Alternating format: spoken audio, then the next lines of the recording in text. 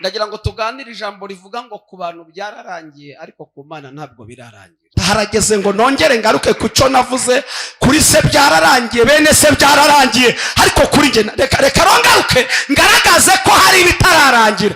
Abantu bafite ibyo baheraho bavuga ko byarangiye, Imana nayo igiye kugaragaza ibyiheraho ivuga ko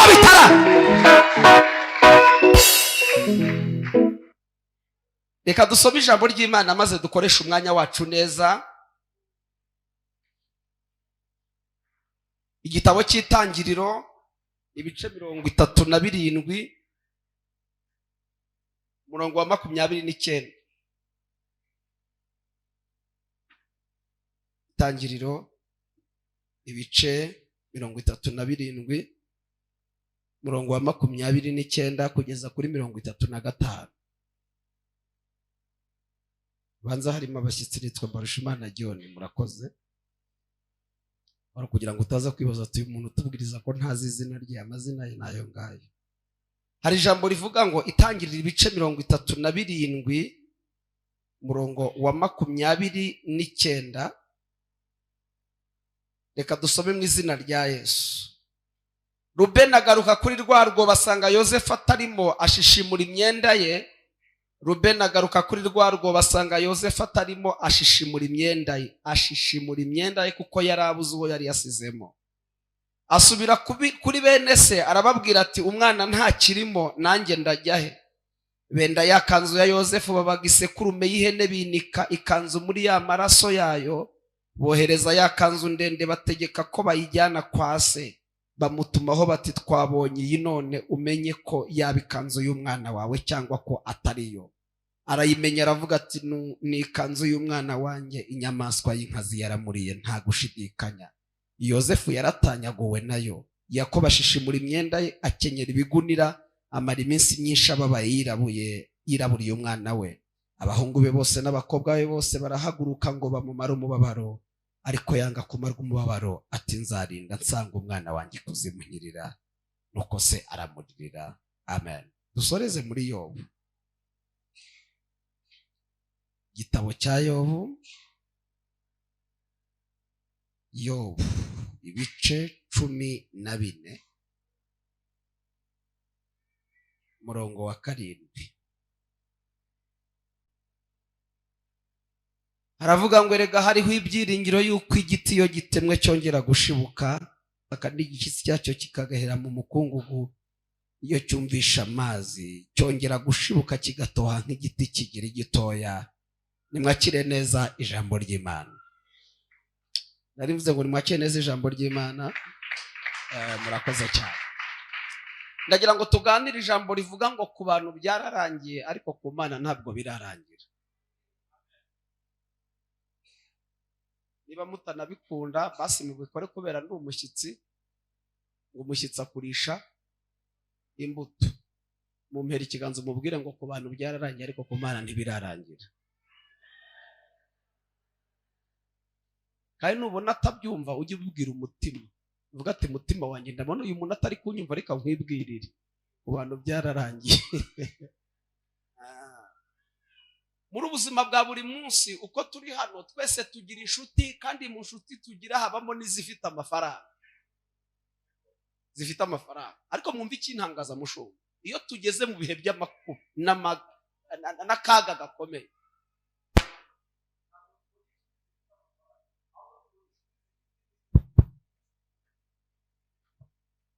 make uno numvaga ivuga neza, Imana ifashe ntibize kwivanga. Narimvuze ngo dufite inshuti zifite amafaranga, ariko iyo tugeze mu gihe cy'amakuba n'ibyago tubona inshuti zifite imitima. Kandi natwe abantu dukunda gutindana n'izifite amafaranga kuruta izifite imitima.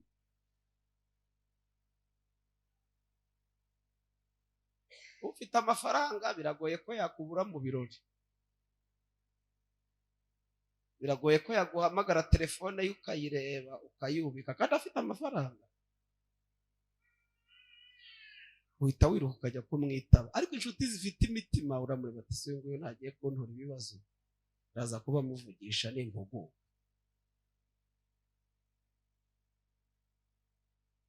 kabiri abantu batwigisha gushaka ubuzima no kurya ubuzima, ubuzima bukatwigisha abantu.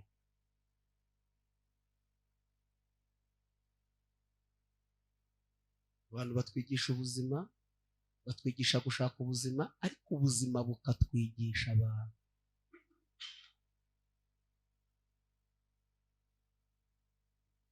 Yosefu murabizi neza yuko bano bamugiriye nabi bagashaka kumuvutsa ubuzima, bari amaraso amwe nawe.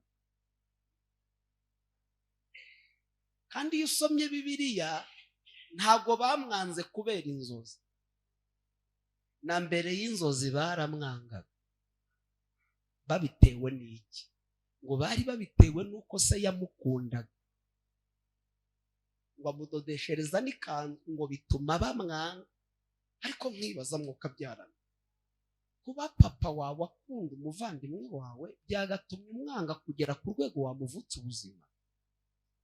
Mushumba, ubu ntureba uhagaze hano ukavuga umwe mu bakirisi ati runaka ndagukunda, waba umukururira intambara zimwe na zimwe zizanywe n'ijambo wavuze ko umukunda imbere y'abakirisi. Ati naje ejo bundi se avuze ko amukunda yaturushije kuvunika. Kariya nako no kwishyira imbere kwako. Ugasanga agiye kurwara intambara z'ijambo wavuze ko umukunda. None niba bamwanze kubera ko umukunda, uramutse umuhaye kado. Bamwe bagiye Kibungo n'ahandi. Ariko umuntu ukwanga akakwangira n'ukusa, yakureba ariko kariya nako karibona, nawe ntacyo mwapfuye, gusa kubera ukusa bikamurya mu mutwe. Kandi amenye ikintu kimwe, umuntu nakwanga akakurwanya ujye umenya ko umurenzeho. Cyo ni ikimenyetso cy'uko mutari ku rwego rumwe, umurenzeho. Uko namenye ko nta gitifu warwanya mudugudu, ahubwo mudugudu yarwanya gitifu. Nubona Satani akurwanya umenya ko agufitiye ubwoba. Narababwiye ngo ntago Herode ahiga umwana wese wavutse, ahubwo Herode ahiga umwana wavutse inyenyeri kaka. Nubona urwana intambara ujye umenya ko ari ikimenyetso cy'uko Satani agufitiye ubwoba. Ahubwo nubona nta ntambara ujye umenya ko uri fake imbere ya Satani.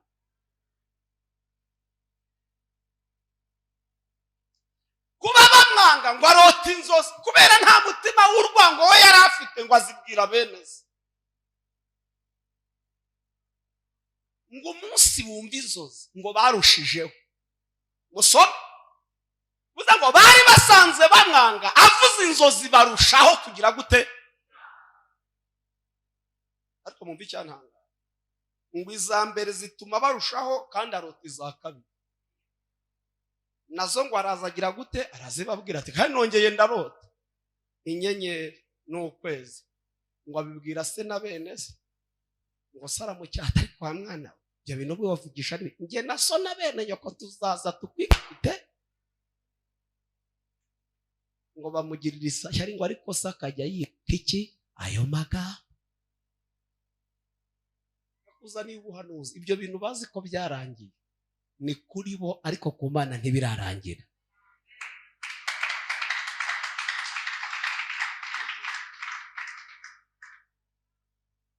Umunsi umwe bene se baragiye, abwira Yosefu ati ujye gusura abavandimwe bawe umenye uko bameze, kandi ntugenderaho, ugire n'akantu twara ubashyire unzanire amakuru yabo. Yosefu ngo arifata aragenda. Bibiliya ivuga ko bambonye mbere y'uko ababona, ngo bamubona aturutse kurati ngo uwo Karose agize gute araje. None ko tugize amahirwe akaba twizaniye, ubu nta kuntu twaburizamo bya bintu ajya yirotesha ngo bayata. Ubu nta kuntu twabiburizamo tukakarangiza tukumva bya bintu yirotesha aho bizaca. Erega ngo bajya inama. Rubeni atari ko aho kumwica ko hari urugobo rwacukuriye kubikwa amazi uwamutama, ngo banzura inama yo kutamwica, ariko banzura kumutama urugobo rwacukuriye kubika amazi ariko rutarimo amazi. Rwacukuriwe kubika amazi ariko bagiye kumutama rutarimo amazi. Yaza kuba arimo. Hari ibyari butwica uyu mwaka, Imana ikuramo ibitwica isigazamo ibitwigisha. erega mujya muziririmba, hari abaririmbye ngaho abandi banyuze barapfa, twe twarahanyuze turakira. Umuhanda upfiriyemo umuntu uri ku Gikanombe niwo muhanda anyuzemo.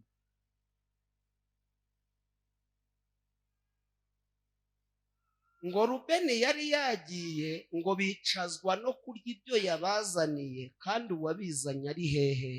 Mu rwobo. Ngo Rubeni agarutse yihutira kurebamo asanga ntarimo. Kubera iki? Ngo bakirya hanyura Abishimayeli. Bibutse ko batari bafite gahunda yo kugura Yozefu, nabo ntibari bafite gahunda yo kumugurisha, ariko Imana ibona umugisha w'inzozi za Yozefu uri muri Egiputa, kandi ibona ntabwo azagira muri Egiputa itazanye amaboko amugezeyo. Ibizanye amaboko y'Abishimayeli bari kujyaho umugisha wa Yozefu, kugira ngo aya maboko aze guterura Yozefu amujyana aho umugisha uri, kandi azi ko agiye kumujyana nk'igicuruzwa. Mbibuke ko amaboko tunyuramo yose amwe ntaba ashaka ko tubamo, ariko Imana yatunyuzamo kugira ngo azatugeze aho Imana yavuze. Munkundire nibikunda ndavuga cyane, nibitanakunda ngo meze nivugire gutya ntacyo bintwaye. Hari igihe gusa byanga nkavuga cyane, ariko nibinemera ngo meze nivugire gake. Ngewe ndamutse mbaha ngaha dukorana umurimo w'Imana hano, reka nivuge nge umushumba akaba nkunda ku rwego yumva nta muvi iruhande. Hari ukunda umuntu kubera ukunda kuba hafi, ukumva ntiyakujya kuri, kubera ko akuba hafi mu murimo, muri make ukumva ni inkoramutima yawe. Bibaho nibisanzwe, namwe abafite abana, ugira umwana wumva nyine akantu kose ukagira ngo niwe ugira wenyine, agakobye runa niwe wenyine yabyakana kose nirora. Namwe ababyeyi rero nuko noneho ugasanga ndi hano umushumba adashaka ko mpava, Imana yahareba igasanga dufite indi branche nibura, reka mvuge i Bugesera. Imana ikabona umugisha wa John nturi hano kuri headquarter, ikabona umugisha wa John uri i Bugesera, kandi yareba igasanga umushumba ntashaka kwikuraho John,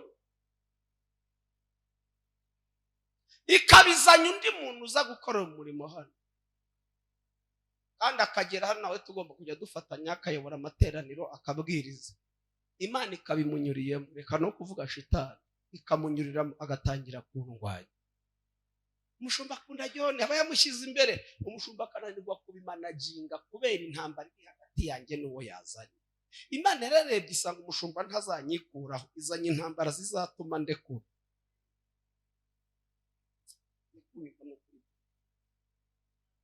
None umushumba akabona intambara kandi akabona gukura hariya biragoye. Abati John rero kubwira iyi mpamvu reka nkohereze iyo kora muri Imana i Bugesera, nibimara kugira gutya ushobora kuzagaruka. Akandekura atari uko abishatse, ari kugira ngo arebe ko yahosha intambara zihari. Imana yabonye nta bundi buryo yankura ngo ijyane aho umugisha wanjye uri, iteza ikibazo kuri wa muntu. Ejo iyo ngeze mu mugisha nza kubona ko wa muntu atari ikibazo, ahubwo Imana yamuzanye nk'amaboko. Zamura amaboko duha Imana icyo. Ibyo tunyuramo byose ntabwo ari ibiva kwa shitani, ahubwo ni amaboko abadusunika tujyana mu mugambi w'Imana. Hari igihe amaboko aturekura akagira ngo adutaye mu cyobo, tugasanga hari andi maboko atagaragara Imana yateguye, akaturamira. Yewe tugeze hano hari amaboko tunyuzemo amatara ashatse ko tubaho, hari ibiganza byadukanze ariko ntitwabipfiramo.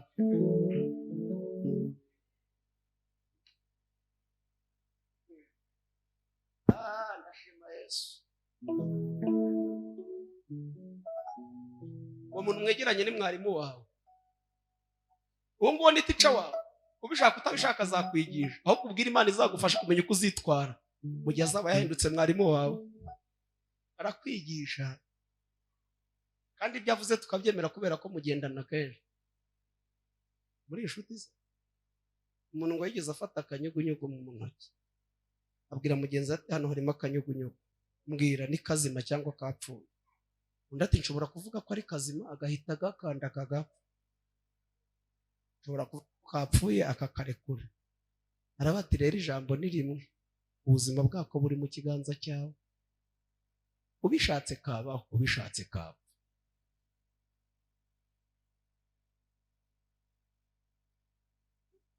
umwami ngo yigeze ateranya abanyabwenge arababwira ati ndashaka mukora ikintu nzajya ndebaho mbabaye nkishimye, ntanakirebaho nishimye nkababara. Ikintu kimwe nzajya ndebaho nezere nkababara, nakirebaho mbabaye nkishimye. Ngo baragishaka ngo bakora impeta y'izahabu, bandikamo ijambo rivuga ngo byose bizashira. Muhe ikiganza mubwire ngo byose bizashira. Baramubwira ngo mwami, twasanze nta kindi cyajya kikumara umubabaro ngo kinagutera umubabaro. Nuzajya wumva uba wishimye, ujye ureba aho wibuke ko umunezero uzashira, uzajya uhita ubabara. Kandi nabwo nureba aho ubabaye wibuke utazahora ubabaye, uzajya uhora wishimye. Mubwire ngo bizashira si uko bizahora.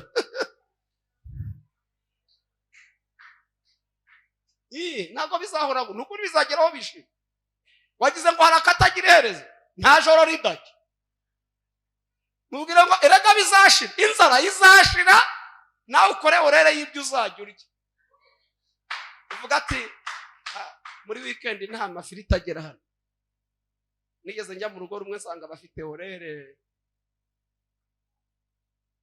kugira ibyago ugasanga hagezeho umunsi w'amateke.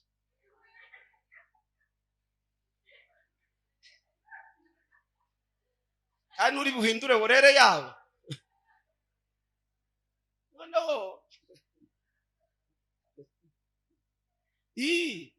ngo mu ijoro ntibarya, ngo ntibikigezweho kurya nijoro, ngo ni icyayi n'umugati. Nababwira ninjye mwiranje mu ntekere pe. Noneho baramugurisha. Rubeni ngo ahageze ngo ashishimura imyenda ye, aravuga ngo ndabwira gute data? Ndamubwira ko Yozefu ari hehe. Kumbi ikanzu ntibayimugurishanyije, yo bayisigaranye.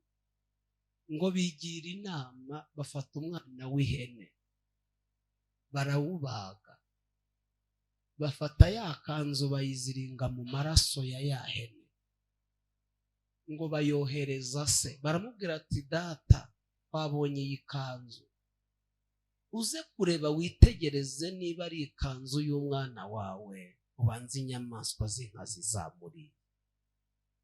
Barabizi neza ko ari iya Yozefu, ariko bageretseho kubeshya se.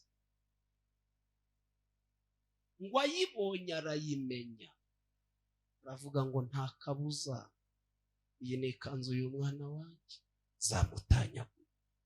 Ngo ararira yanga guhora. Ngo abakobwa n'abasore baramuhoza, ngo arababwira ngo ibyo mukora byose sinzahora, nzarinda nsanga umwana wanjye kuzimunyirira. Kuri bene se wa Yozefu baze ko inzozi zagiyemo ka kantu kitwa towa, kuko yagiye mu kindi gihugu, bazi ko inzozi zagize gute? Zarangiye. Se wa Yozefu nawe azi ko Yozefu ibyo byagize gute? Ariko umva igitangaje, ari inzozi bazi ko zarangiye, ntizarangiye, ziracyahari. Na Yozefu se yazi ko yarangiye, nawe ntiyarangiye, yagize gute? Acha. Kandi reka mbabwire iki kintu, kandi munyumve mwoka byarana, ntabwo Imana igirinda ikanzu, Imana irinda inzozi. Mama, iyi inzozi zisohoye zibategeka kudodesha indi kanzu. Ntabwo Imana yababuza gusiga ikanzu amaraso, ntabwo ikanzu bayibuza, yababuza kuyiharabika. Pastor igihe baharabika abantu, bakaguharabika, bakakwita amazina hari n'adahari, bakagusiga icyasha, bakakwita uko utari, bakavuga ibiriho n'ibitariho. Ikanzu bakayiharabika, bakayuzuza ibizinga, ntijya ibabuza kuyisiga amaraso. Imana ntijya ibabuza kuguharabika no kukuvuga. Icyo Imana itazabemerera ni uguhangara inzozi, kuko izibika aho batagera, izibika aho batazi. Irinda inzozi, ntabwo igirinda ikanzu, kuko izi neza yuko igihesha agaciro ikanzu ni inzozi. Irabizi ko ikanzu reka igende, ariko inzozi ntaho zagiye, ziracyahari. Umunsi zasohoye bazadodesha indi kanzu, kubera ko inzozi zasohoye.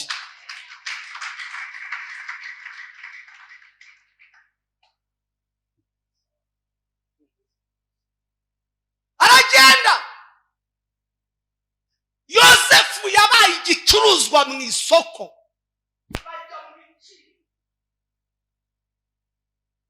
bajya mu biciro birangira muka Potifari ari ugize gute hari umuguze aramujyana amujyana nk'umukozi.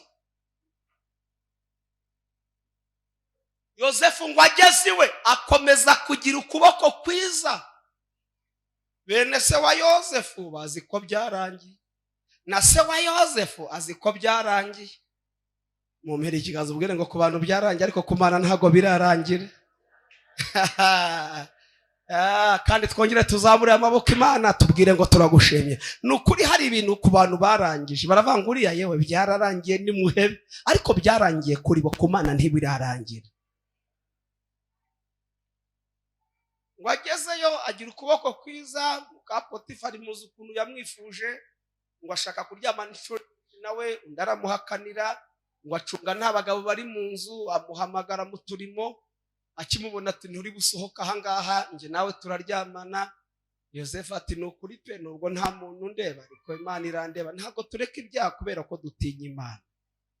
Oya ntabwo Imana ari umupolisi, ntabwo Imana ari umugome. Ntabwo tureka ibyaha kubera ko dutinya Imana, tureka ibyaha kubera ko dukunda Imana. Burya umuntu ukunda wirinda kumubaza, niyo mpamvu niyo mubaje umusaba imbabazi. Ntabwo rero tureka ibyaha kubera ko dutinya Imana, ahubwo ni urukundo rudutera kudakora ibyaha. Yosefu aravuga ati ntibishoboka. Undi ngo abona akozwe n'isoni, aravuga ati aho kugira ngo nkubure ndasigarana umwitero wawe. Wibutse ko ubushize basigaranye ikanzu none n'ishati, ariko bayisigaranye inzozi azi.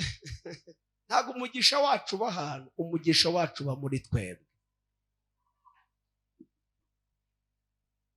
Umugisha wawe nturaho utuye, umugisha wawe urawugendana. Kuko inzozi ntizasigaye iwabo wa Yosefu, yazijyanye no muri Egiputa. Amasezerano niwo mutungo wimukanwa wonyine. Inzu urayubaka wagenda ukagurisha nyine, ariko amasezerano ni umutungo wimukanwa.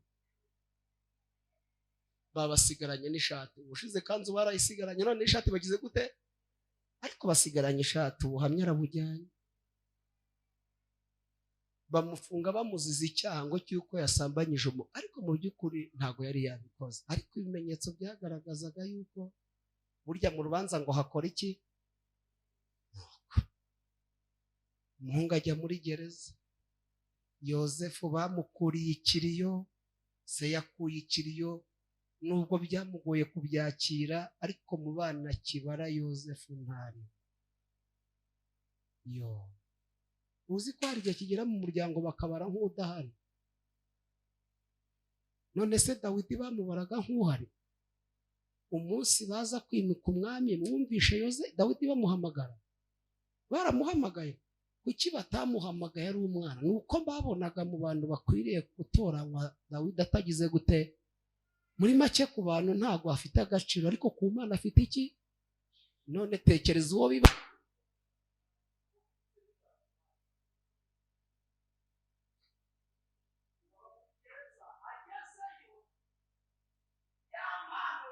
inzozi ikomeza gukora.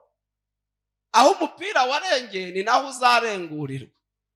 Ngo ari muri gereza babiri babaga ibwami bari bafunze, muze kumva urwo rugendo barota inzozi. Ngo bamaze kurota inzozi ngo zibahagarika umutima, ngo ababaza impamvu bahagaritse umutima. Ngo baramubwira ngo twarose inzozi kandi zimwe none zaduteye ubwoba. Ngo barazimubwira, arababwira ngo umva icyo zisobanura. Mu minsi 3 muzahamagarwa ibwami, wowe ntagira uwo ntunga urutoki akagira ngo niko bizaba. Wowe uzacibwa umutwe, wowe uzasubira ibwami guseriva vino. Nuko inzozi ngo haciye iminsi 3 barahamagarwa ibwami.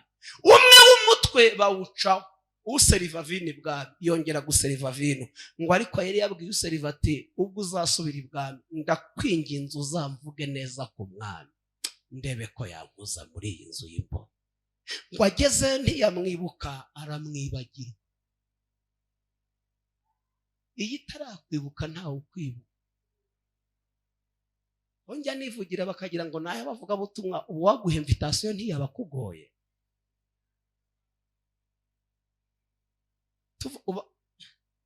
ibyaba byiza suko yayikwima.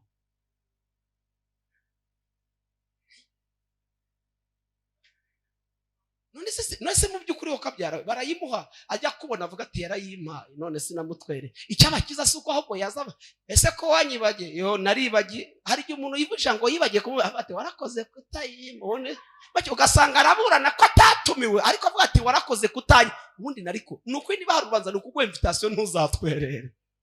Cyangwa ukabona bagushyize ku rubuga rw'abantu batanga amafaranga ukabona senkani tarani.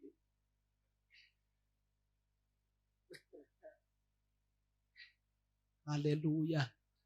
Tuzamura amaboko dushimira Imana. Haleluya. Ngo aramwibagirwa ariko amwibagirwa Imana itarama. Umva rero harageze ngo Imana yibuke Yozefu. Kandi nturebe iminsi isigaye ko ari mike Imana yakwibukamo ukamera nk'umuntu yibutse ku itariki ya mbere z'ukwezi kwa mbere. Uzi ko iyi minsi isigaye Imana yakoramo ikintu ukagira ngo abibuka abayuda batabawe mu minsi ingana. Ntabwo ari ijoro rimwe umwami yabuze ibitotsi mu gitondo cya kare akazinduka atambagiza umurwa. Ntabwo ari ijoro rimwe byabaye. Wagize ngo Imana bisaba amezi menshi. Reka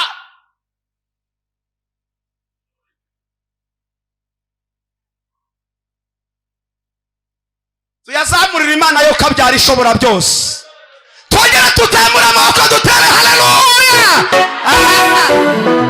Ijoro rimwe Imana ibona ko abantu bose bibagiwe Yozefu. Irabibona ko bose bamwibagiwe. Iravuga ngo harageze mwibuke n'uwanjye.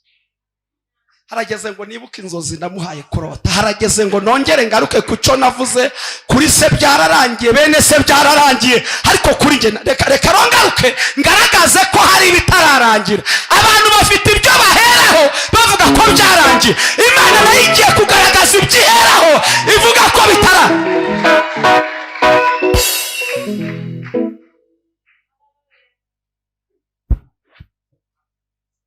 Umwami arota inzozi ngo bose zirabananira. Mushu nasanze zitari zikomeye ahubwo nuko zari zifite nyirazo. Ntabwo zari zikomeye nanjye ziri uzimbwiye nazisobanura. Ariko kubera iki abandi zabananiye nuko Imana yatumye umwami azirota kugira ngo abe arizo zizasohora Yozefu muri gereza. Hari ibintu bigiye kunanira abandi bidakomeye kugira ngo wowe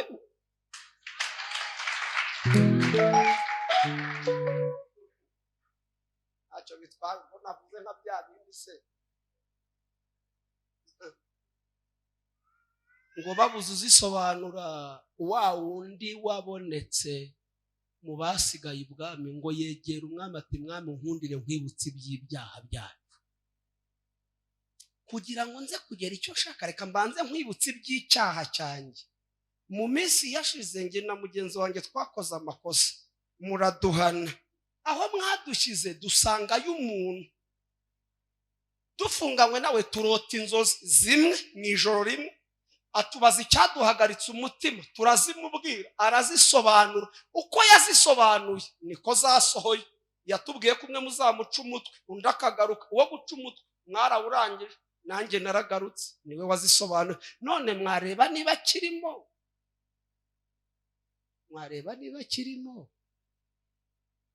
akaza agatanga ubusobanuro bw'izi nzozi. Nasomye ijambo rirambwira ngo bahubuza Yozefu. Ntabwo ari bahubuza Yozefu mu nzu y'imbohe. Nongere mvuga aka kantu. Imana igira ahantu guhuburiza. Hari ibintu byacu biri ahantu ibihubuzeyo nta negosiyasiyo. Akazi kawaho kari gahubuzeyo. Urugo rwaho ruhubuzeyo kuko hari imbaraga zirufashe. Hakeneye imbaraga z'Imana ziri buze kubihubuza aho hantu. Uyu mugoroba kuri aya masaha icyo waje gushaka niba hari amaboko agifasha Imana igihubuza ya mu izina rya Yesu ngo bahubuza Yozefu muri gereza. Ntabwo bigeze babaza ngo harya afungiye. Hari umwavoka mwigeze mwumva aza kuburanira Yozefu? Mwumvishe hari bene wabo wa Yozefu bari muri iki gihugu bari kumwitaho? Yozefu ntiyasohowe n'amaboko y'umuntu wari wese. Yozefu yasohowe n'amaboko y'Imana yonyine. bino bintu bigiye kuba ntugire ngo hari undi muntu ubiri inyuma, ni Imana igiye kubiba inyuma yonyene. Ako kazi ni Imana ikari inyuma, ntabwo ari ango, n'amaboko y'Imana agiye kuba inyuma y'ako kazi. Ngo bamuhubuzayo, hari ibyo ntekereza ko yavuze ati ibintu ni bibiri, no kugaruka cyangwa no gupfirayo. Uko ibwami nibi iyo utahakiriye ugaruke, yagiye atekanya kuza cyangwa ntazi. Kumbe asohotse muri gereza, asohotsemo. Uyu munsi Imana igira ahantu gusohora ubutazasubirayo. Imana igira ibintu gusohoramo ubutazongera kubyinjiramo. Kandi hari ahantu utinze, hari ahantu umaze imezi, ariko hagira amaboko aguhubizayo ubutazongera gusubirayo ukundi. Reba Yosefu rero ari kumwe na Farawo bicaye baganira. Mpamya ko yabanje kumuganiriza amubwira impamvu amutumyeho. Petit frère, ubu ngubu Imana iramutse ivuganye nawe ikakubwira ati ndi Uwiteka, ukiva hano urahura nanjye ndagukorera ikintu gikomeye. Ntibihanurwe na John w'umuhanuzi ukiri mutoya, bigahanurwa n'umuhanuzi mukuru. Kongeye bishobora kutizera kuko abahanuzi burya batoya ari igihe mutabizera cyane nk'abakuru, kandi kuko nabirivuga ko hari abahanuzi bakuru n'abatoya. Ni sawa, bigahanurwa n'umuhanuzi mukuru. Ati nusohokana urahura n'Uwiteka. Kankubwira ugenda uvuga ati phone witukura muri silence ukashyira muri vibration, kuko ntiwamenya hari buze kunyura. Ukizinza hano utahaye ukaba wizamukira ukagera ku gasaraba, ukigera hari ako gasaraba ukabona convoy irahagaze, bagahita bakingura ati injiramo hano, ibindi turabikubwira. Bahita uvuga Uwiteka ati niba hari n'icyo nibagiye kwihana mu rusengero ukinyeze. Bikunze ko ufata telefone wahita wandika message ati mbonye banjyana ariko sinzi niba ndi bugaruke. Bikunze muri make nta nubwo wibuka yuko ari ubutabazi. Nukume mu butwe ntiyaba hakirimo ijambo rivuga ngo Imana yakubwiye ko muri buhuru usohotse ahangaha. Ukibona barakujyanye ndamutambitse i Kanombe, mugeze Kacyiru, ukabona winjiye ahantu, ukabona wicaye imbere y'umuntu runaka. Baramutse bakujije ngo urashaka iki, bahita bavuga ati nimunsubize ku gasaraba. Ngaho museke. Reka nukuri pe kuvuga ngo urumva ngo ushaka inzu, nukuri kugira ngo usabe ibyo ukeneye byasaba kubanza kuguturisha bakakubwira impamvu uraho ngaho, ariko ukigera baturashaka ati munsubize ku gasaraba hahandi mu nguye. Ndarengana nta nicyo barakubwira ati nukuri pe narimbuye gusenga munsubize hahandi ku gasaraba, mu rugo ni harya hafi mungeze hamwe mu nguye ndahita manuka n'amaguru. Yosefu nta nubwo yari akibuka ko yarose inzozi. Hari aho umuntu agira ntabakibuka ko hari n'ubuhanuzi atunze. Hari ibihe umuntu ajyamo ntibuka ko hari n'ikima, yewe ntibuka ko hari n'ikimana yakoze. Uburemere bw'ikibazo bugacikamira amashimwe. Eliya yageze mu kaga aravuga ngo sinduta abandi bahanuzi, sinkeneye kubaho, ahubwo reka ajye munsi y'igiti cy'umurotemu amazizi yacu. Eliya wamanuye umuriro agera aho yumva yisabira gupfa. Eliya urinde wowe utatendebuka.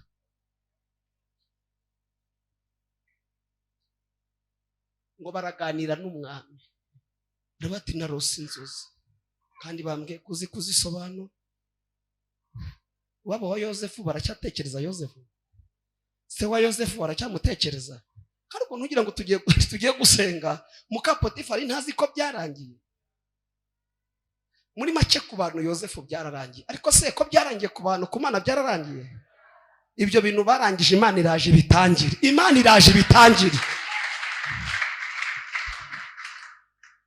Ati narose inzozi mbona inka 7 zibyibushye, izindi 7 zinanutse, amasaka 7 n'inanda 7. Arabivuga ngo yashoje kubivuga Yosefu yakiriye ubusobanuro.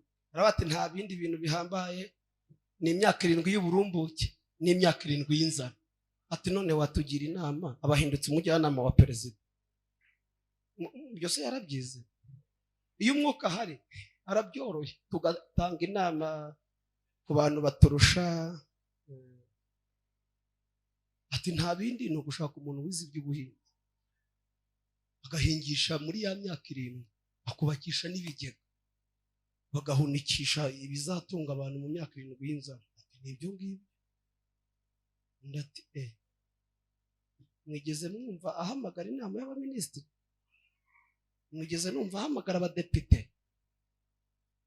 Nka Farawo ahita afata umwanzuro. Yozefu bakuriye ikiriyo. Yozefu bamaze gusiba mu bitekerezo, bamusibye mu byaba ariko ntarasibama mu bitekerezo by'Imana. Aravuga ngo ndabona mu bantu bose nyoboye nta numwe muhwanye, nta wundi uri mu mwuka w'Imana washobora kubikora. Ndabona ubwo bushobozi nkanjye Farawo ari we na. Uzi ko Yozefu yabaye minisitiri hakiriho undi? Mbese mwigeze mwumva haba itangazo ribanza kweguza uwari uriho? Menya ko nka minisitiri yicaye mu biro ari mu madokima, kumbi ntazi ko hari gushyirwaho undi, ari gutegura inama y'icyumweru gitaha. Kumbi Imana nayo iri gushyiraho uwayo. Ngo Yozefu yemezwa ko vuga ngo uretse ngewe hejuru yanjye ni ngewe. Mwuka byaramwe nsigaje umwanya muto tugiye gusengamo. Munyumve namwe umuntu utari mu gihugu cy'iwabo noneho w'umucakara utaranaje nkuje gutumwe n'igihugu, wigatumwe n'igihugu, yari yaje nk'umucakara waguzwe mu isoko. Ni umucakara, si umwene gihugu, kabira afite n'idosi ikomeye nk'iri. Nawe ndebera gusohoka muri gereza muri ubwo buzima ukibona imbere y'umwami, ukumva itangazo rivuga ngo mu gihugu utavukiyemo, mu gihugu wari umucakara, mu gihugu ufitemo idosiye imeze kuriya, ugizwe minisitiri. Ntibabajije amashuri, ntibahamagaye uwagufungishije. Noneho mumpereye ikiganza umubwire ngo mbere y'uko Imana igaragaza icyo ngicyo ibanza igira abantu heza.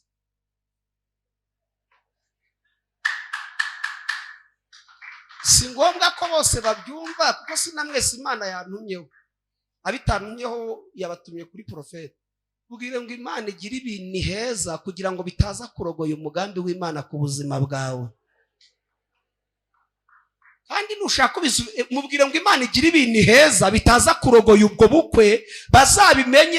Erega Imana igira ibintu heza kuko bihara ako kazi ntabwo wakabona, kandi bihari bavuga defo zawe kandi zirahari, kandi erega barazizi, erega bazi intege nkeya za. None se ntimwabanye? Iyo baza guteranya inama yemeza Yozefu ntabwo yari kuba minisitiri. Kubera iki? Umugore wa Potifari yari kuvuga atari ko uwo nguwo uramuzi, ni nge wamukoresheje. Mbere yo kumugira icyo reka manze nguhe ubuhamya bwe. Ni umukozi wanjye naguze mu isoko. Kabiri n'umwana gihugu. Gatatu yamfashe ku ngufu.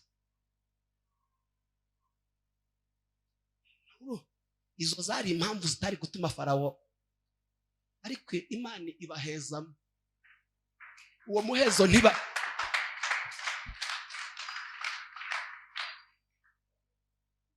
yo Potifari habaho yari kubyemera, kandi ari wamufungishije.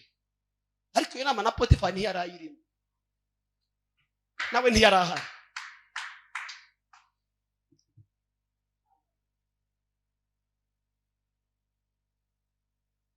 Ngera mubwire ngo Imana igira ibintu heza. Imana igira ibintu heza, igira abantu heza. Bazagaruke basanga Imana yarakuzamuye. Haleluya! Hari ibintu Imana igiye gukora ntawe wigishije inama. Twese twateye haleluya. Ifata umwanzuro w'Imana, bazabimenye byarabaye. Ababyizeye bateye haleluya. Hari ibintu Imana igiye gukora ntawe yagishije inama. Kuko kazi bavuga ko nta bunararibonye ufite bavuga defo zawe ariko ugiye kubikora ntawe mubwire ngo ntawe uri bugisha inama bazabimenya byamaze ariko bana ndakumvishe tuguha icyubahiro we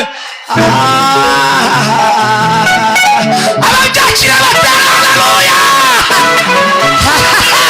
salibo sasote fotala zarandra delizala asote onefo Farawo ntawe yagishije inama yo gushyiraho Yozefu kandi yaravuye muri gereza nta ngando yakoze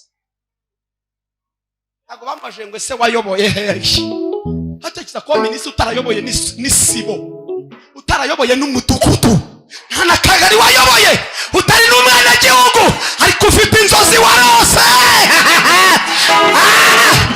muhume nubwo utize hari inzozi nubwo utazwa ariko hari inzozi ako kazi ntabwo ugiye kukicazwamo n'ikimenyane ugiye kukicazwamo n'inzozi Imana yakurotesheje urwo rugo ntabwo rugiye kubakwa nuko hari uwakuranze ahubwo icyo Imana yavuze aricyo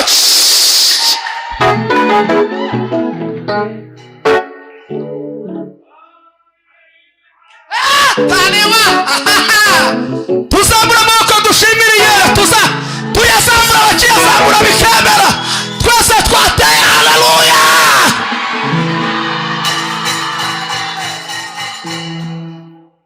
ntabwo Farawo yateranyije inama aledozala etefora l'essence la ndakumvishe doleza ala nde tuyazamure dokita ada fowasi ndabyumvishe hari ibintu Imana igiye kurema abantu batungurwa n'ibyaba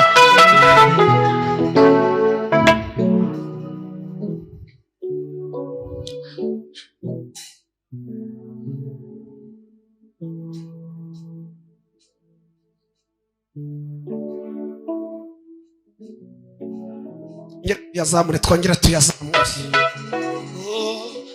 mpagaze ku manga vuga imbaraga zawe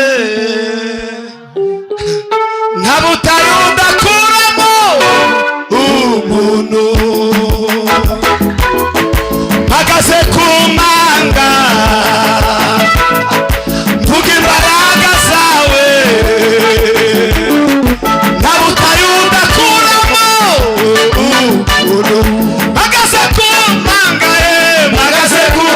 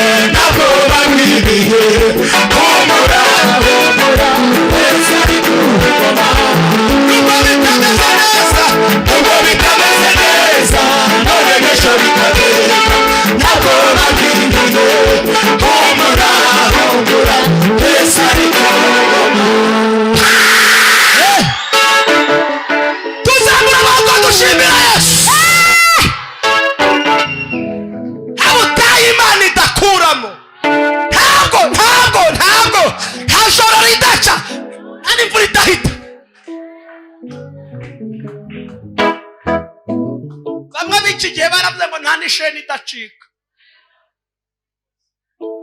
kandi amaboko afunga si yafungura Zaburi ya 93 twareze ngo amajwi y'amazi menshi umuraba ukomeye w'inyanja Uwiteka uri hejuru Uwiteka uri hejuru ibiturwanya ni ibiremwa iturwanirira ni umuremyi Uwiteka uri hejuru abirusha imbaraga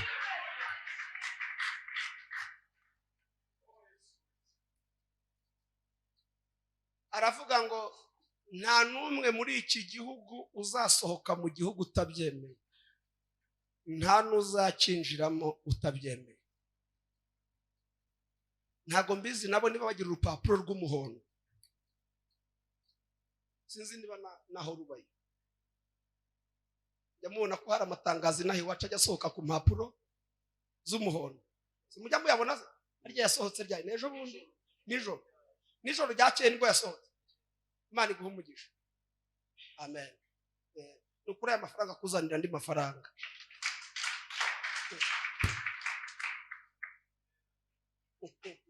binyibukije hano ndi kubwiriza igahanga none kubwiriza umusisita umwe ngo akumva ngo yarafite 5 yo byonyine akumva umutima uramubwira ko bizana atari ko yabona abambuza ubwenge pe yarambwiye ati nareba gukuntu usa nabona ko 5 nkumva nanjye nabangiye kugasipiya nkabona no warwana n'umutima ngo ntazo ukuntu byagenze ashiduka yazaje noneho yabimbwiraga urumva yabikoreye mu rusengero turi kuzamuka taragera ku isoko igahanga arambwira ati mukozi matrika mubwire bino bintu kubera ikintu kimbaye ese bigenze gute ati narifite 5 umufuka ndwana nabyo numva umutima ugiye kumvamo atari ko birangira nyine mbikoze atari ku kintangaje ati utuvugana ati message nakire y'ibihumbi 50 arambwira ati mu byukuri nabandi rero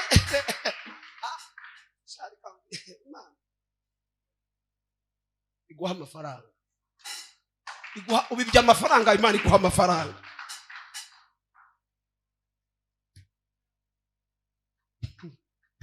baga umuntu umwe rantumenda agenda ndabwiriza yitwa kamarade sinabeshya n'ubu hari ikoranabuhanga abwiriza abantu baza kuburesinga noneho yarafite amafaranga mu mufuka yegeranye ngo akora amazi ko akuye mame bumba yateruye yose araza ashyiraho yagomba gushyira turafashwa turasoza John nditahira ngo agiye gutaha arampamagara ati ibintu bimbayeho nese nibiki atuska amafaranga yose nayakuburesinze n'Imana yabonaga ari ngiyo yakeneye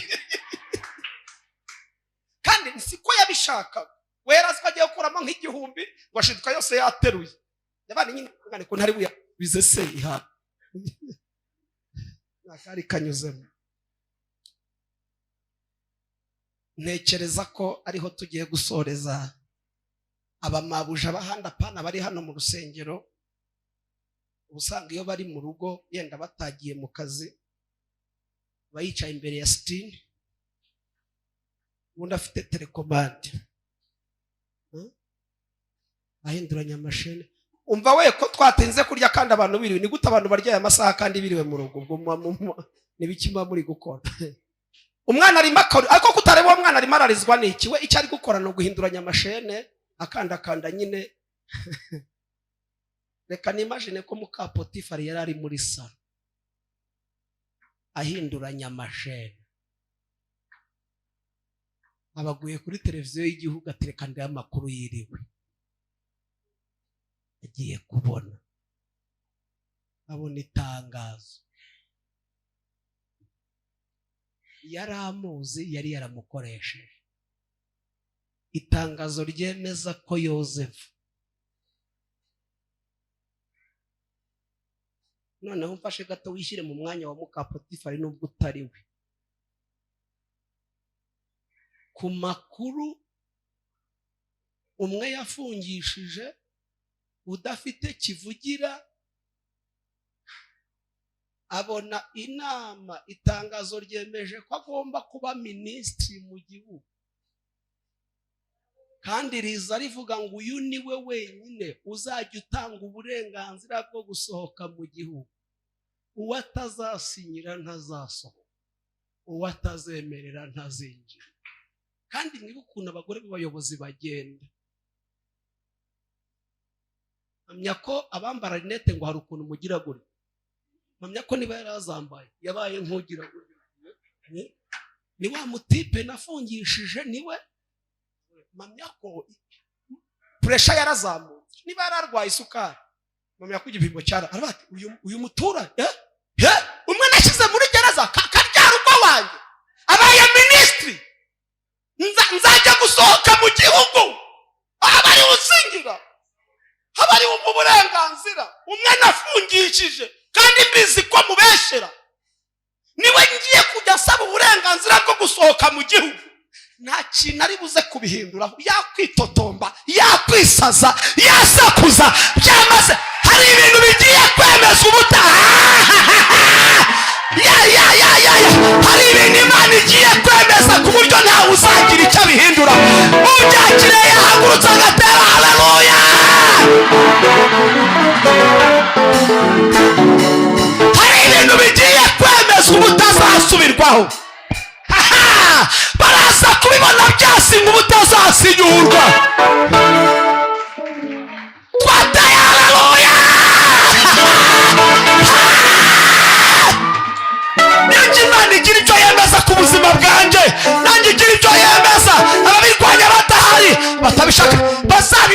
bizatangazwa batabaye mu nama ibyemeza.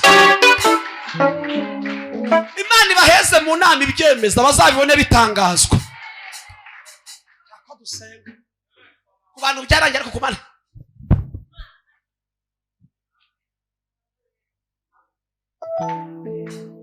kandi nguko yahoze kera uyu munsi ni kuri haravuze ngo ntagacu ko guhinduka yatabaye Yosefu niyo yavuganye natwe. Twateye haleluya haleluya haleluya haleluya.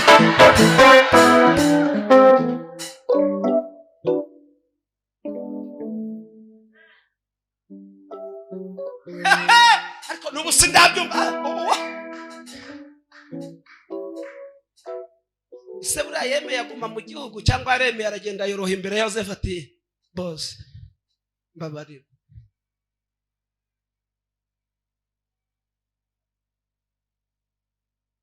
Murabizi byakurikiyeho ukuntu inzara yateye bene se baza guhaha ngo arabamenya ntibamumenye ngo abatuma Rubeni ati muzi ukuntu yamuzanye ati muzanzanire na so. Murabizi ukuntu yaje kubibwira arababwira ngo rero bagihura bwa mbere yarabaje ngo se iwanyu nuko mungana ati twaruye umubare none undi nyamaswa z'inkazi kandi uwo bavuga ko zarindwe bicaye imbere. Niba mutabisoma nk'amateka mukaba muzi ko ari iby'Imana yakoze atari ubuhamya n'ibipapirano uko yakoraga kera n'uyu munsi, ndagira ngo tuvane ijambo ry'Imana mu nyuguti n'amagambo.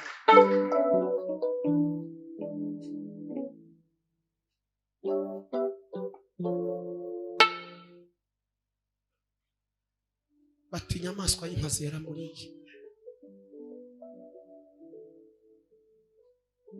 ngo aza kubibwira. Mwigeze mwumva Yosefu ababwira ngo nimunyunamire? Yigeze abisaba? Yigeze abibasaba? Ahubwo yababwiye uwo ari we. Babigenza gute? Ngo bahita bikubita hasi baramwubara nk'uko yabirose hehe. Mbwire ngo ibyo bintu byari biri mu nzozi Imana igiye kubivana mu nzozi. Ibyo bintu byari biri ibyo bintu byari bimaze igihe mu mayekwa, biri mu mpapuro, biri mu nyandiko. Imana igiye kubivana mu nzozi, Imana igiye kubivana mu nyandiko. Bwabaye ubuhanuzi igihe kirekire, Imana igiye kubivana mu buhanuzi. Imana igiye kubibwira ubuhamya, ariko Imana igiye kubihindura ibihamya. Uyu ni uwa gatanu w'ubuhamya. N'iki nibi mubwire ngo bugiye kuva mu buhamya bize kuba ibihamya.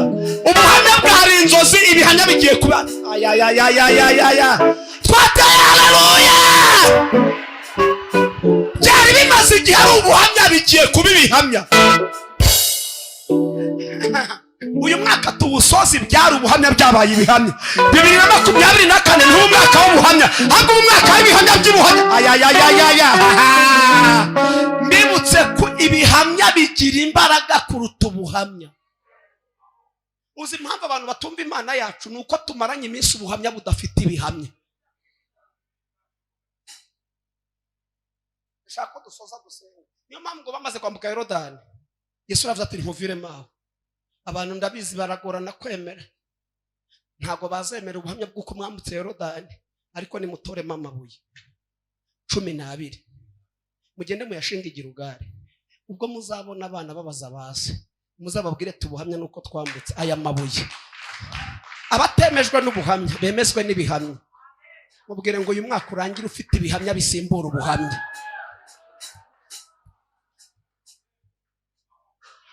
Kongera tuzamura amaboko, Imana igiye kurema ubuhamya, ibihamya.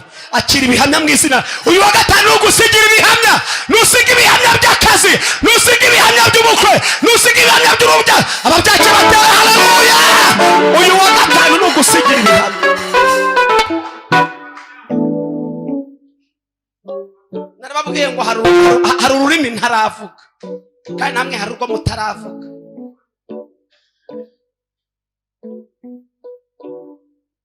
Ntago mbizi, reka mbikubaza, uri umukobwa cyangwa uri umumama? uri umukobwa ubu ushobora kuvuga ngo nimusoze kare nigere kwireba umugabo urusi ururimi yaruvuga rata urwongo rwarwa warukura heza ariko nge navanye musoze kare madame arantegereje ariko ubu nanjye hari urwo ntabuza navango ni munyogereza imodoka ubwire ngo hari uri mutaravuga kandi ruriho hari urwo utaravuga rero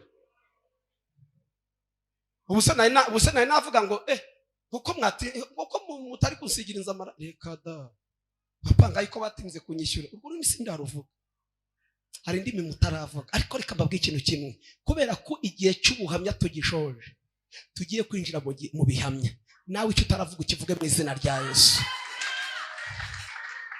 ngane ku musozo dusenge igiti ngo cyari cyaratemwe mwoka byaramwe ko muri bakuru iyo igiti cyatemwe hagasigara igishitsi kikuma haba hari ubuzima cyo biba byararangiye kandi mwumva ikintu hanze hari igiti cyavoka n'ibindi biti kiriya giti gifite nyiracyo kubera ko kikitwa igiti hano harimo abantu bakuru iyo igiti bagitemye agasigara igishitsi hari umuntu ugiburana igishitsi umva n'ukuntu cyahinduye izina cyari igiti none cyabaye igishitsi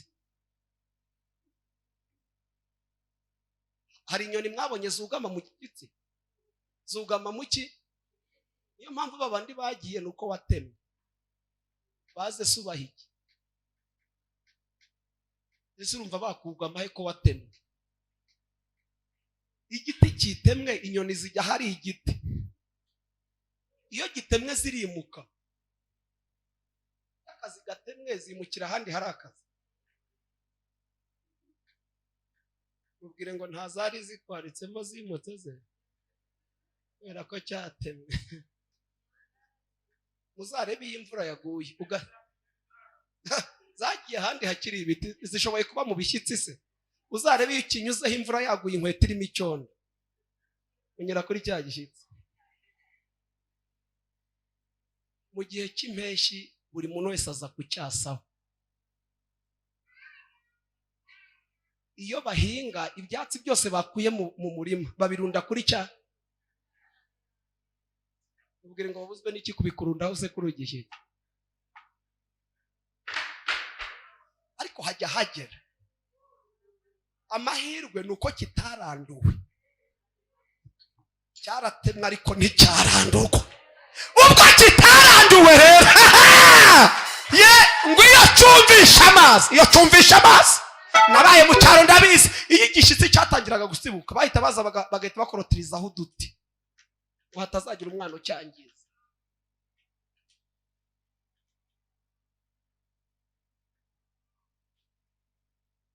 iyo umuriro ushize iwanyu soreze kuri iki iyo umuriro ushize iwanyu iyo iwanyu hashize umuriro mubigenza gute mujya kugura undi iyo uguze umuriro w'igihumbi cyangwa 500 baguha iki ni imibare baguha ku gapapu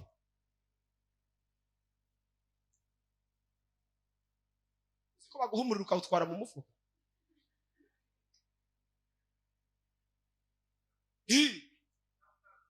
uzi ko utwara mu mufuka umuriro uzi impamvu ugiye mu mufuka nuko bikiri imibare erega buno buhanuzi dutunze bimeze nk'imibare y'umuriro uri ku gapapuro itarajya muri kashe pawo impamvu badusuzugura biracyari imibare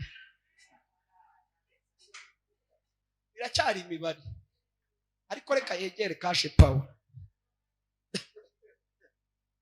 tekereza uburyo imibare ibyara umuriro tekereza uburyo inzozi zikugira minisitiri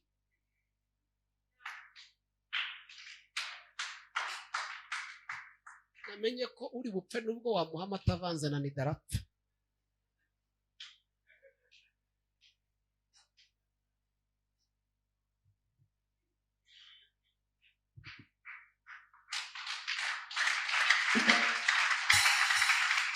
gusenga mubwire ngo wizeye ko bimwe wateganya ko byarangiye bitarangiye urumva wizeye ko bitarangiye urabizi ko bitarangiye basugaruye icyizere cy'uko bitarangiye urumva icyo giti kigiye gushibuka urabyizeye ko kigiye gushibuka urabyizeye ko kigiye gushibuka? Izo nzozi urizera ko zigiye kubyara ibihamya?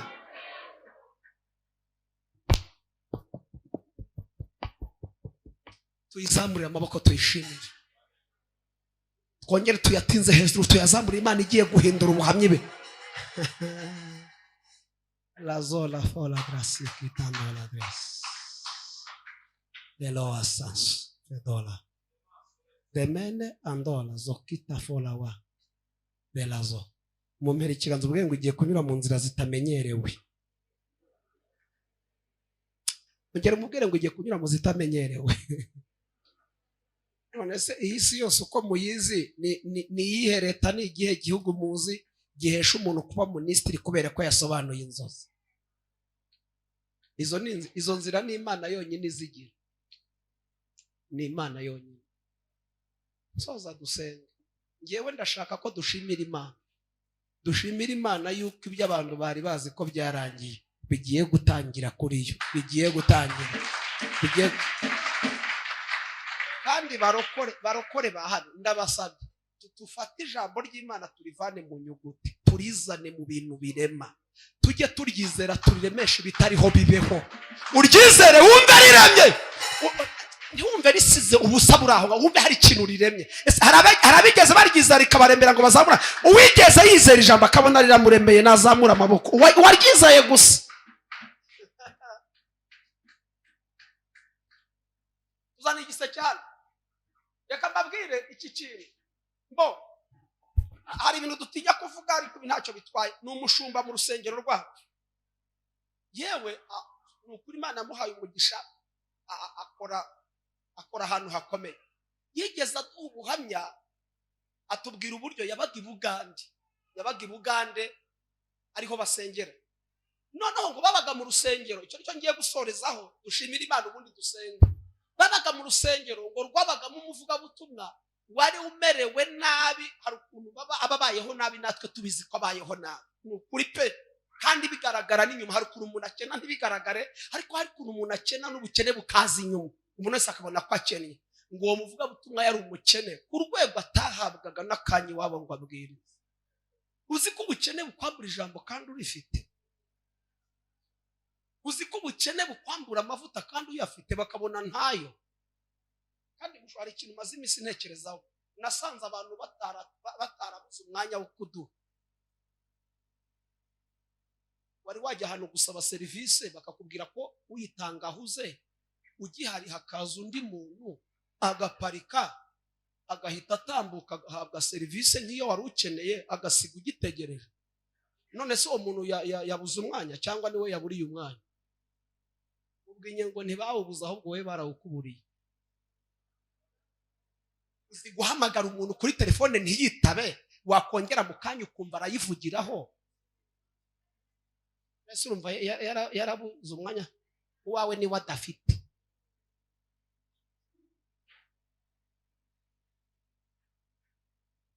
Ariko ndashima Yesu utajya utuburira umwanya, kandi isaha yose tumuhamagariye. Ubu ngubu turi inshuti, ariko hari isaha ntatinyuka kuguhamagara, nayireba nkumva mfite umushumba ndamuhamagara aya masaha nkagira ubwoba kubw'amabura kindi no kubona ko bigiye kuranga, nkaba nahamagara, ariko nkahamagara mfite ubwoba kubera isaha ngiye guhamagara. Siko bigenda, ariko ndashimira Imana isaha iyo ari yo yose, habe saa 9, habe saa 8, kandi iyo yonyine duhamagarira ahantu hariho hose ikatwita bititaye kuho tuyihamagariye. Imana uhamagara no muri toilette ntitinye kukwitaba.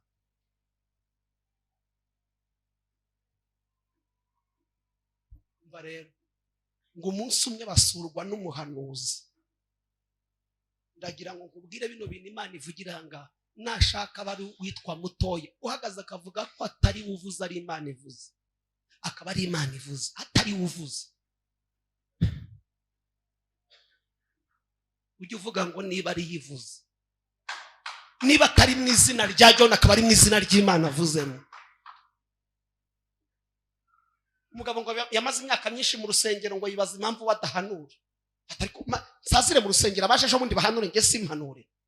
Ngo umunsi basoza yitatu ngo bamuha gusenga asoza amateraniro, ariko koko ngo mu mutima ari atangira gusenga aravuga ati ariko nanjye navuga ko imbwiye. Ngo arasenga ageze hagati atubonye inzu, ariko ntavuge ko ari Imana ibikumubwiye. Wuriye indege, ukoze ubukwe, ngo ageze hagati atari kwizanyica kuko ntabwo ari iri kubimbwira. Ngo ashoje ahita avuga ati ni Jean Claude wavuganaga namwe. Kugira ngo izanyice reka mvuga ko ari njye wavuga. Ntabwo ari John uvugana namwe rero. Ati ni Jean Claude wavuganaga namwe. Wera asanze ishobora kumumerera nabi. Yamuhuhura Imana. Mu byo ntazakora no kwibeshyira ngo iraya. Ngo umuhanuzi yari yaje nk'umushyitsi yegera wavuga butumwa usuzuguritse, ngo aramubwira ngo mvuko Imana imbwiye. Irambwiye ngo igiye kugukuraho igisuzugura aho wasuzuguriwe. Kabiri, ugiye gutungurana ku buryo abantu bazatungurwa nawe ugatungurwa. Mbene ibyo ngibyo abamuzi ntibabikomera n'amashyi, kuko baba basanzwe babizi ko n'ubundi ari nyakwigendera. Ngo akaba yari afite umusazi muri karitsiye umukunda. Akunda bikundirwa n'umusazi, n'ukuri akagukunda kandi ari umusazi. Umunsi umwe ngo ibintu byose yazanaga by'imyanda irundaga ku muryango wo muvuga butumwa, yazanye nakabikuraho akabijugunya. Ngo umunsi umwe mu ijoro rimwe uwo mushumba twihereye ubuhamya ati ibyo ndabizi byabayeho. Ngo umunsi umwe mu ijoro rimwe abajura ngo biba ahantu banki, ngo bafata igifuka cyuzuye amafaranga barakirukana. Kwa kundi utesha umujura ngo bagitaho bageze, ababirukankana ntibamenya ko igifuka cy'amafaranga bagitaye. Wa musazi rero arahanyura agiterura nk'uko asanze atwerura ibindi bifuka, ngo arakijyana nk'aho asanzwe arunda ibindi, akijyana ku muryango w'umuvugabutumwa ngo aba ariho agishyira. Umuvugabutumwa atashye n'umusazi ko yazanye igifuka gisa neza, ngo akijya kugiterura ngo ijwi amubwira ngo wijyana ahandi, jyana mu nzu. Ngo nyine wabyumva nk'inzozi, ibintu bitaragushyigikira uba wumva ari amagambo, bizagushyikira nawe ujye ubivuga bumva ari amagambo. Ngo akinjiza mu nzu ngo iramubwira ngo nuko nari nakubwiye ko ndi bugutungura, fundura urebe. Ngo afunguye ngo asanganamo ntayo yibye. Umusazi yaragiye ntiyagaruka. Rotipe ngo aragenda iramubwira ati mara ukwezi utajya ku rusengero, ubanze wikenure wiyiteho. Rotipe aragenda yirega shareka hica umukeno. Niyo mpamvu n'upfu udakiza uzapfuye utazi ukusa. Umuntu upfuye udakiza apfuye atazi isura ye. Wagize ngo ukusa nikusa. Iyo ni isura y'ibihe. Ngo aragenda aguramo imodoka, aguramo inzu nziza. Nyuma y'ukwezi Rotipe yatsa imodoka yerekeza iyo ku rusengero. Bene data bataraba hano bakimubona bahita bihutira kuvuga ngo parika neza, ariko bajya guparikisha batazi uwo parikisha. Bageze ku modoka manuye ibirahure basanga ni nta kundi bari kubigenza kuko igihe cyabategekaga. Bamuparikisha neza yinjira mu rusengero. Bene icyo gihe nyine protokole ntuzisaba ngo zikujyane imbere, ziribwire. Yaratubwiye ngo uwo munsi wo bari bashyize kuri gahunda, baramubwiye ngo wihangane, uyu muvugabutumwa twari tumaze igihe tutamubona, reka uzaba wigisha, twari tumukumbuye. Bari bageze gute? Bari bageze gute? Komborebe ngo abari we wigisha uwo munsi hari ibintu Imana igiye kugukorera bikura bari kuri gahunda. Mureka dusenge ariko tuzamura amaboko dushimira Imana, tuyibwira ngo turagushimiye ku bantu byaranye, ariko kure ntago birarangira. Ese hari ubyizeye ko bigiye kumukorera ngo atere haleluya?